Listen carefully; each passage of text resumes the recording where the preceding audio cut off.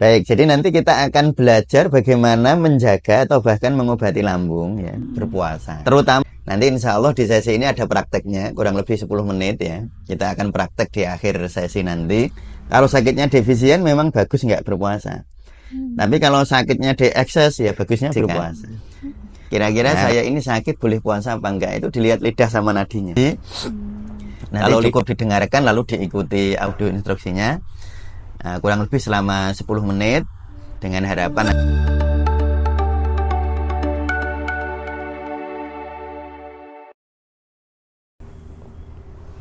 Assalamualaikum warahmatullahi wabarakatuh. Waalaikumsalam warahmatullahi wabarakatuh. Halo sahabat Sufi, jumpa lagi di sesi ngobati ngaji pengobatan Sufi channel YouTube Tasawuf Indonesia. Oke, sahabat Sufi sekalian, minggu depan nanti kita telah memasuki bulan suci Ramadan. Nah, dalam bulan suci Ramadan nanti umat muslim di dunia, di seluruh dunia itu akan menjalankan ibadah puasa. Nah, ada beberapa orang yang selama bulan puasa itu lambungnya terasa lebih nyaman. Ya mungkin itu karena di beberapa sudah penelitian telah dibuktikan bahwa puasa itu bermanfaat bagi lambung. Namun di sisi lain itu ada juga yang ketika berpuasa lambungnya itu kurang nyaman. Nah, bagaimana sih cara kita agar menjaga kesehatan lambung kita sehingga puasa kita di bulan Ramadan tuh dapat kita jalin dengan lebih nyaman dan juga asyik. Langsung aja kita tanyakan ke beliau, Om Sami. Jadi selama bulan Ramadan itu bagaimana sih Pak cara menjaga itu kesehatan? Jadi tadi ya seperti disampaikan kami, sebagian orang kalau pas puasa itu rasanya enak perutnya ya. Tapi sebagian juga ada yang nggak enak. Nah yang nggak enak itu sebenarnya kemungkinannya dua guys. Bisa karena psikologis ya. Jadi secara psikologis dia memang merasakan nggak enak itu bukan karena lambungnya, tapi karena aspek-aspek psikologis. Ada yang memang lambungnya memang saat itu memang kurang bagus dipakai puasa. Dan kebanyakan psikologis ya. Psikologis itu contohnya gini Kak. Ketika orang itu puasanya agak ragu, dia puasa ragu ya. Ini boleh apa enggak, boleh apa enggak. Itu nanti akan membuat justru terjadi kalau orang puasa ragu terjadi pengaktifkan saraf simpatis ya. Jadi ragu itu kan stres, orangnya stres.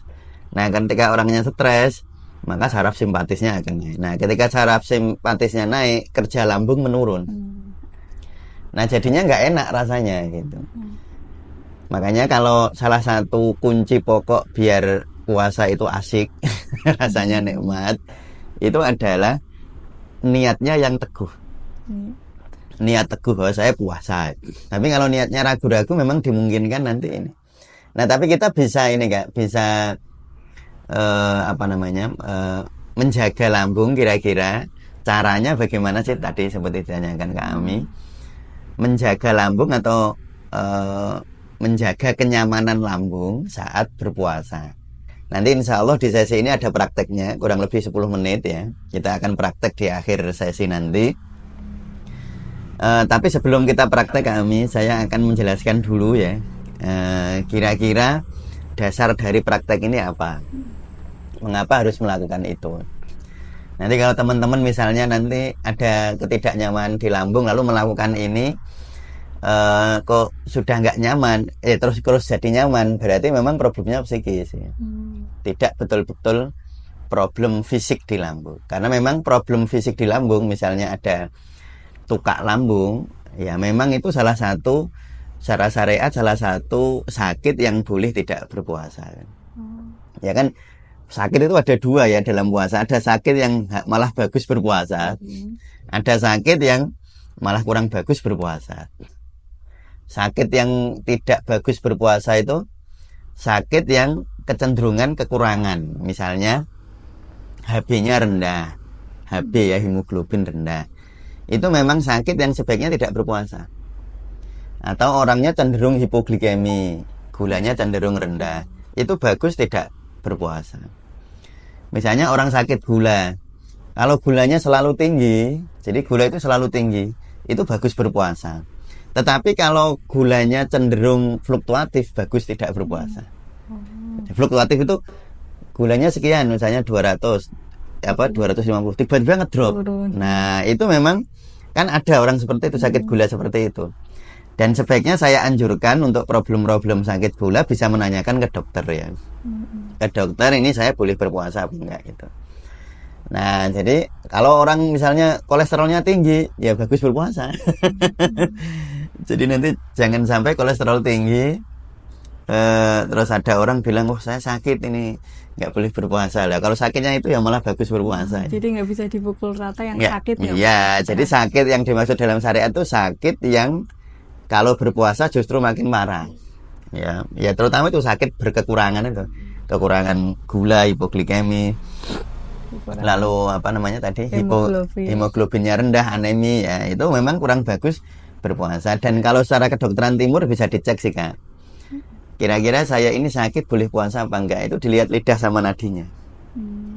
Kalau lidahnya warnanya merah, bagus berpuasa dia. Tapi kalau lidahnya warnanya pucat, bagus enggak berpuasa.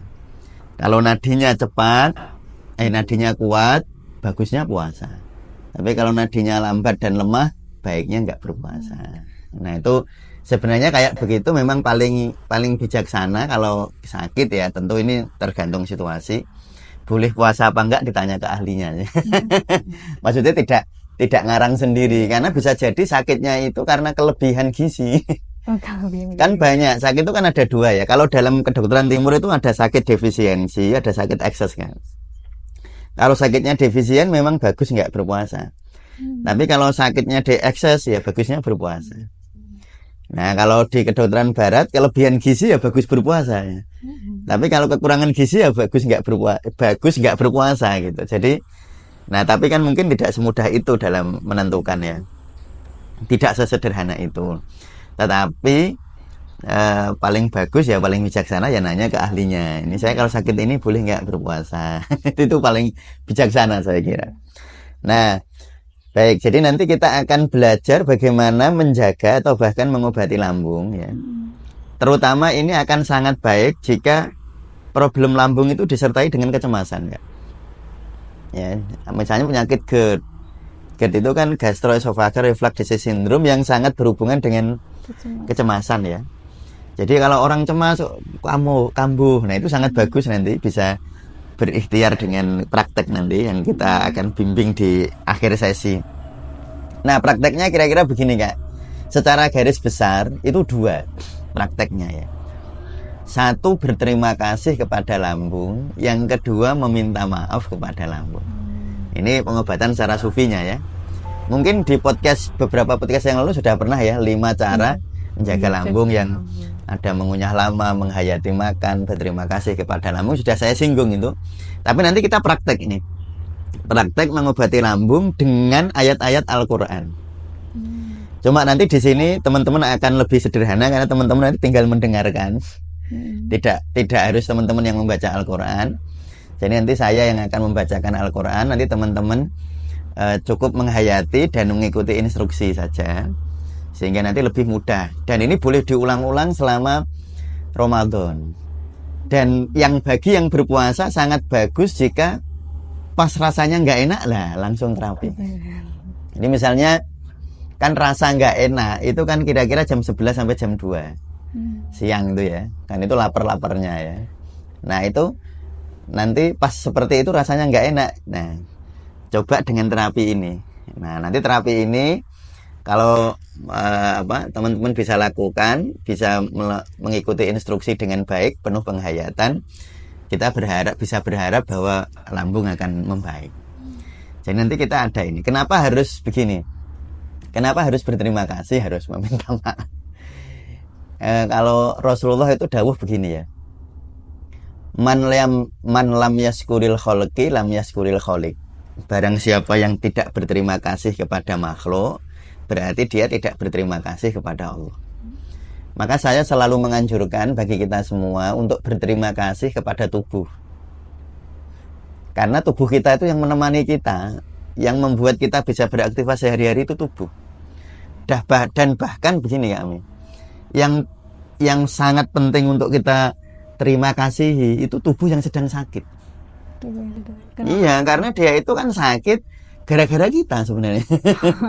Misalnya ada orang problem lambung. Itu kan sakit gara-gara kita mungkin makan yang melelahkan lambung, atau bahkan makan yang zatnya itu bisa tidak baik bagi lambung. Nah itu kan bisa. Makanya kan kalau dalam Al-Quran kan Rabbana dzalamna anfusana fa illam taghfir lana wa tarhamna lanakunanna minal khosirin kan. Ya Allah, kami yang menzalimi diri kami sendiri. Maka meminta maaf kepada tubuh yang sakit atau berterima kasih kepada tubuh yang sakit itu jalan sufi sebenarnya. Karena yang sakit itu ya karena kita. Misalnya ada orang lututnya sakit. Nah, lutut sakit kan karena dipakai oleh cara kita berjalan, cara kita makan, kekurangan olahraga dan lain sebagainya. Itu semua kan salahnya kita. Lalu malah dimarahin nanti. Kadang-kadang kan kita punya kecenderungan kalau tubuh sakit itu justru kita marah kepada tubuh yang sakit ya. Coba sekarang bayangkan begini, ada orang sakit terus dimarahin, rasanya nggak enak banget kan? Udah sakit dimarahin kan nggak enak.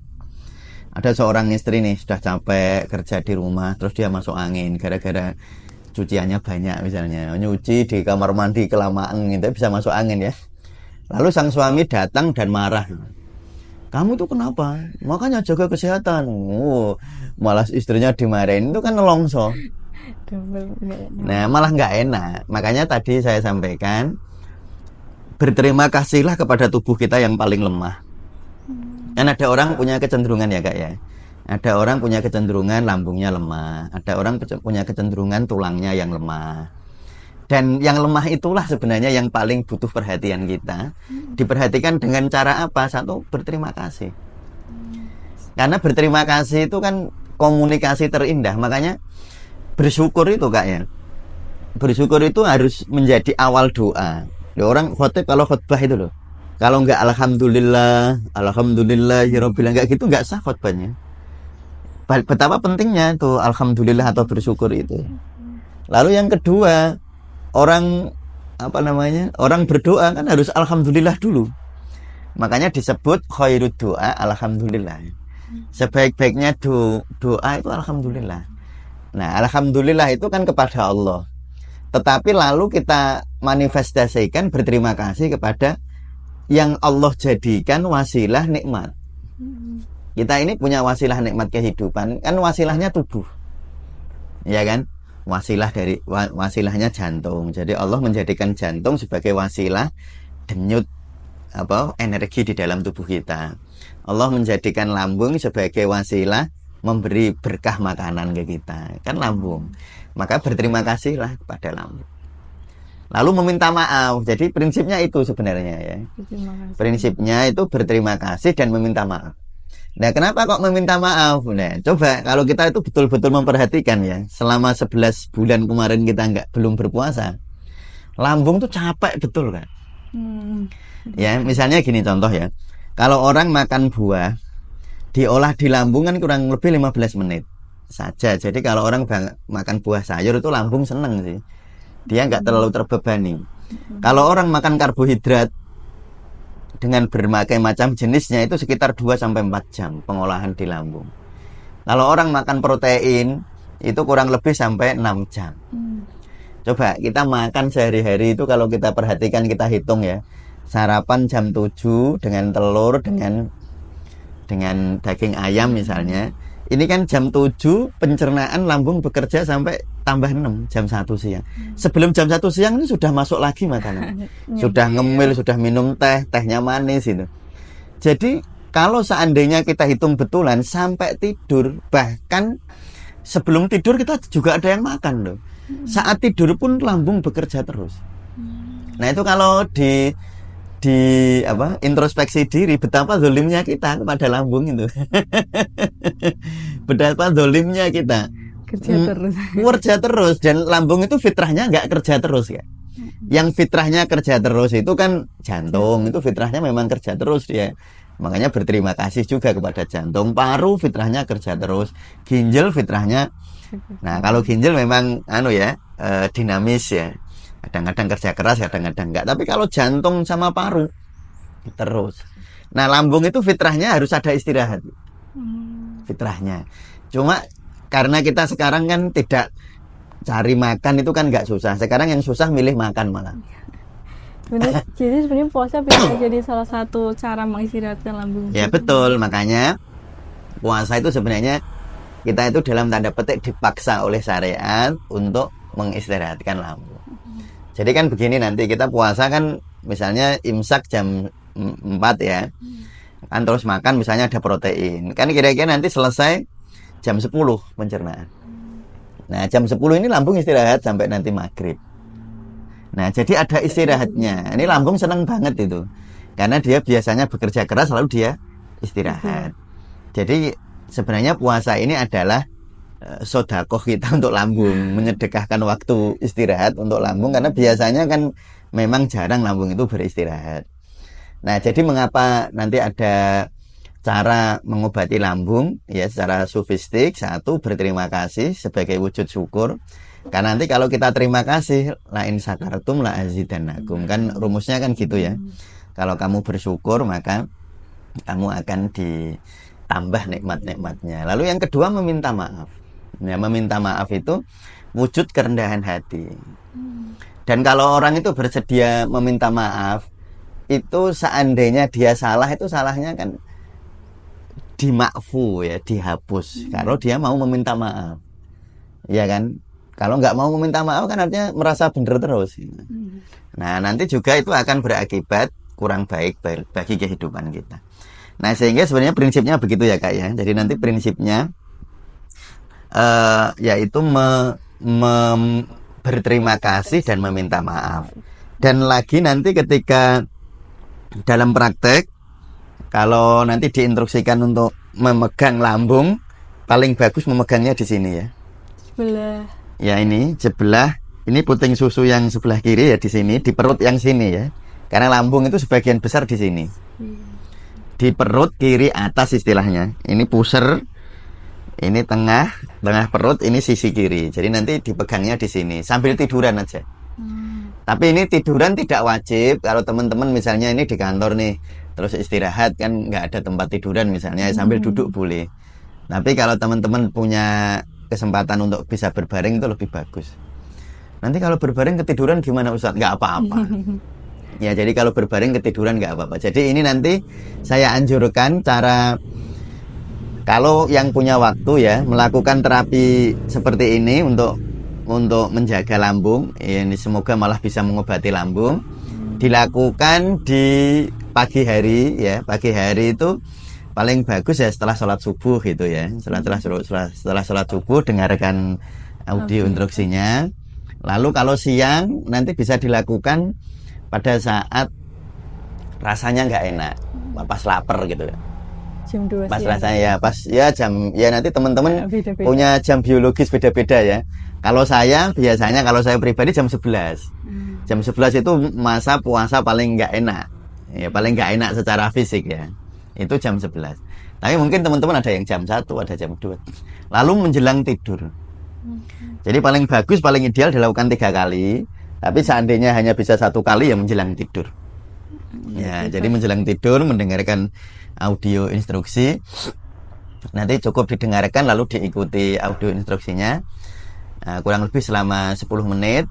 Dengan harapan nanti kita bisa menjaga kesehatan lambung kita sehingga puasanya semakin asik ya. Baik, kita mulai latihannya ya. Nah, ya baik, mari kita mulai sesi terapinya. Silahkan teman-teman sufi berbaring ya, paling bagus dengan berbaring. Tapi jika tidak bisa berbaring, tentu saja teman-teman sufi boleh sambil duduk ya. Silahkan mengambil pose yang paling nyaman. Bisa dengan berbaring paling bagus ya. Tapi kalau tidak bisa sambil duduk. Baik, sadari napas teman-teman sufi semua. Sadari nafasnya. Sadari keluar masuknya napas. Saat napas masuk, sadari, oh napas masuk. Saat napas keluar, sadari napas keluar. Sadari setiap napas yang masuk dan sadari setiap napas yang keluar. Sekarang teman-teman sufi bisa meletakkan tangan kanannya di lambung seperti tadi yang telah saya sampaikan tadi. Letakkan tangan kanan teman sufi di lambung, di perut kiri atas, sambil menyadari keluar masuknya napas. Teman-teman sufi bisa merasakan ketika napas masuk, perut mengembang. Ketika napas keluar, perut mengempis. Ketika nafas masuk, perut mengembang. Ketika nafas keluar, perut mengempis. Rasakan kembang kempisnya perut teman-teman sufi dengan merasakan naik turunnya perut yang teman-teman rasakan lewat telapak tangan yang sedang memegang posisi lambung itu. Nikmati dan sadari keluar masuknya napas, kembang kempisnya perut.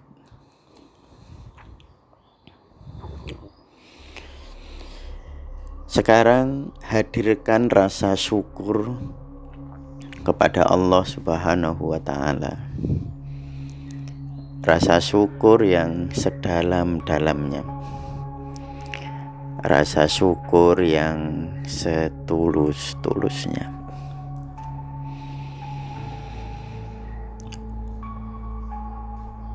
Syukuri semua yang telah dianugerahkan Sang Pencipta kepada kita semua, yang dianugerahkan Allah kepada kita semua. Tersenyumlah, berbahagialah. Hadirkan rasa syukur sedalam-dalamnya, setulus-tulusnya. Alhamdulillahi Rabbil Alamin. Teman-teman sufi boleh mengucap Alhamdulillahi Rabbil Alamin lewat lisan. Boleh juga mengucap Alhamdulillahi Rabbil Alamin di dalam hati, senyaman mungkin, setulus-tulusnya dan sedalam-dalamnya. Alhamdulillahi Rabbil Alamin. Alhamdulillahi Rabbil Alamin.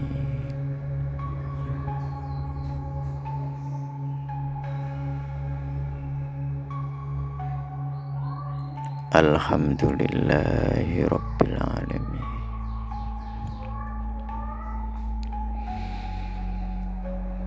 Sekarang teman-teman sufi silahkan berterima kasih kepada lambungnya. Lambung yang telah sekian lama menemani hidup teman-teman sufi semua. Lambung yang telah bertahun-tahun mencerna, mengolah makanan yang kita makan, sehingga kita memiliki energi untuk beribadah kepada Allah. Entah teman-teman sufi sadari atau tidak sadari, ketika kita sholat, ketika kita membaca Fatihah, lalu ruku, lalu sujud, semua itu ada jasa lambung di sana. Lambunglah yang mencerna makanan yang kita makan, sehingga nutrisi-nutrisi yang kita makan bisa menghasilkan energi, menghasilkan tenaga. Lalu kita bisa sholat, bisa ruku, bisa sujud di hadapan Allah Subhanahu wa ta'ala. Maka berterima kasihlah kepada lambung kita. Terima kasih lambungku. Terima kasih lambungku. Engkau telah mencerna makanan yang aku makan. Melalui engkaulah wahai lambung, aku memiliki energi untuk sujud kepada Tuhanku. Aku memiliki energi untuk membaca kalam-kalam suci, firman-firman kekasihku Allah Subhanahu wa ta'ala. Aku bisa bersolawat, bisa membaca doa cinta untuk baginda Nabi Muhammad sallallahu alaihi wasallam. Terima kasih lambungku, karena makanan yang engkau cerna itulah aku memiliki energi untuk bekerja memenuhi kebutuhan keluargaku. Aku punya energi untuk mengasihi keluargaku, mengasihi pasangan hidupku, istri suamiku, mengasihi anak-anakku, mengasihi orang tuaku. Terima kasih lambungku. Terima kasih. Dengan setulus-tulusnya dan sedalam-dalamnya, kawan-kawan sufi berterima kasih kepada lambung itu.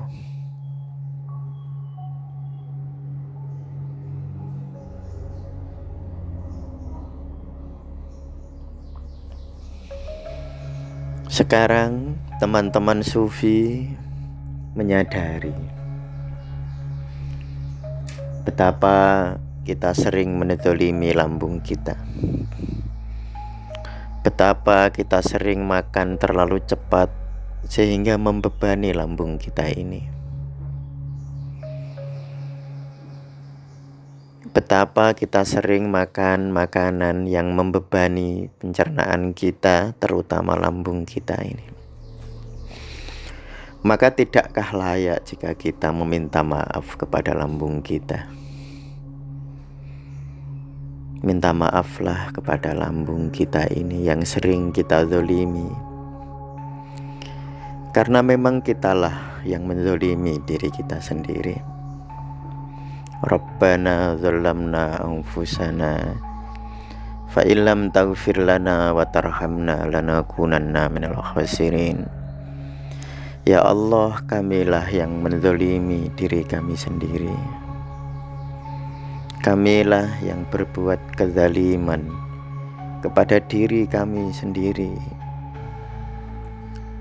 termasuk kepada lambung kami ini. Maka meminta maaflah kita kepada lambung. Aku meminta maaf kepadamu wahai lambungku. Aku telah melakukan begitu banyak kezaliman kepadamu. Aku makan terlalu cepat. Aku masukkan makan makanan yang sering membebani kerjamu wahai lambungku. Aku meminta maaf setulus-tulusnya kepadamu wahai lambungku.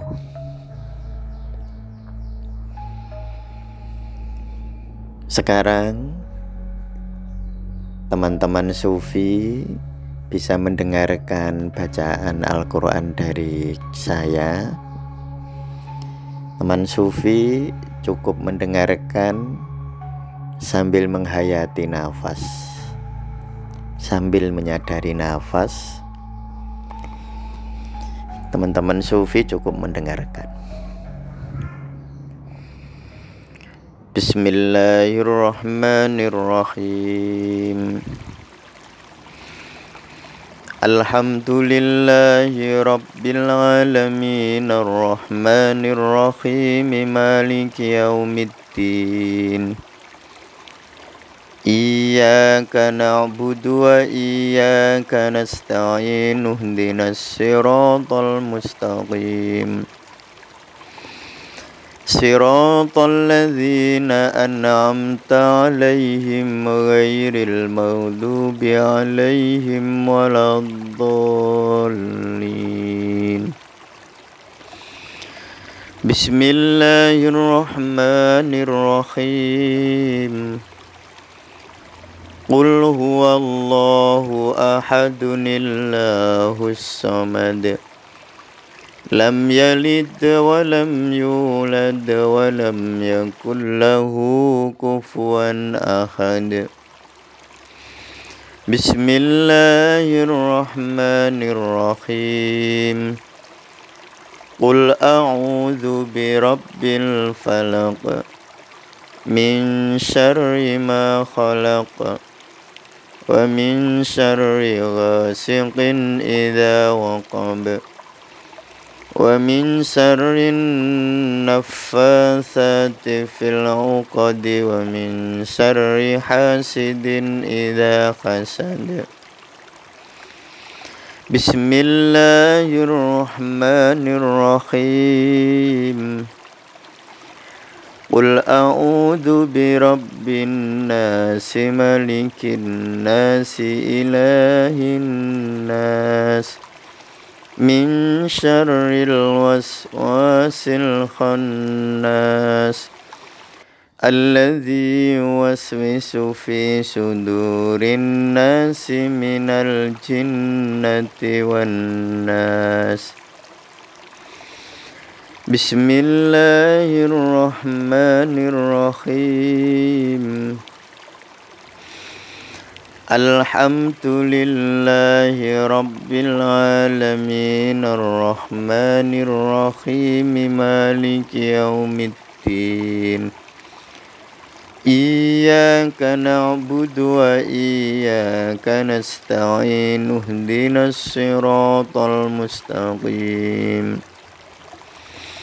Siratal ladzina an'amta 'alaihim ghairil maghdubi 'alaihim waladdallin. Bismillahirrahmanirrahim. Alif Lam Mim. Dzalikal kitabu la raiba fihi hudan lil muttaqin. Alladzina yu'minuna bil ghaibi wa yuqimunas salata wa mimma razaqnahum yunfiqun. والذين يؤمنون بما أنزل إليك وما أنزل من قبلك وبالآخرة هم يوقنون.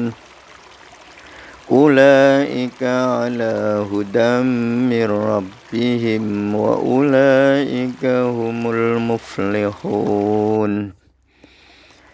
Wa ilahukum ilahu wahid.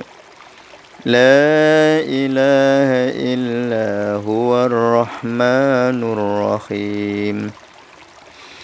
Allahu la ilaha illa huwal hayyul qayyum. La ta'khudhuhu sinatun wa la nawm. Lahu ma fis samawati wa ma fil ard. Man dhal ladzi yashfa'u indahu illa bi'idhnih. Ya'lamu ma baina aydihim wa ma khalfahum. ولا يحيطون بشيء من علمه إلا بما شاء وسع كرسيه السماوات والأرض ولا يؤوده حفظهما وهو العلي العظيم. Baik, sambil disadari nafasnya, kawan-kawan sufi merasakan kedamaian batin yang luar biasa. Penuhi hati dengan rasa syukur kepada Allah Subhanahu wa Ta'ala dengan segala nikmatnya lahir batin yang terus diberikan kepada kita semua. Baik, kawan-kawan sufi, demikianlah terapi hari ini. Kawan-kawan sufi bisa membuka mata jika tadi memejamkan mata, lalu kita kembali melanjutkan kehidupan kita. Saya istiqomah udah gitu aja. Demikian latihan untuk menjaga kesehatan lambung kita. Semoga teman-teman di bulan Ramadan dapat menjalankan puasa dengan lebih asik. Jangan lupa dipraktekkan ya. Ya. Oke. Wassalamualaikum warahmatullahi wabarakatuh. Waalaikumsalam warahmatullahi wabarakatuh.